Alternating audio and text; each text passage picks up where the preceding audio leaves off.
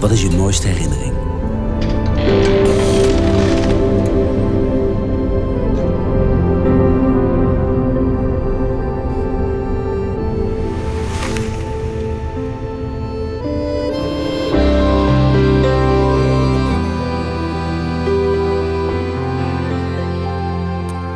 En wat is je grootste angst?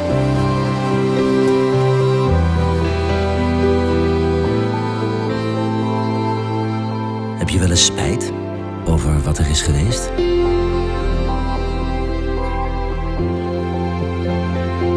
Of ben je vooral bang voor wat er nog gaat komen?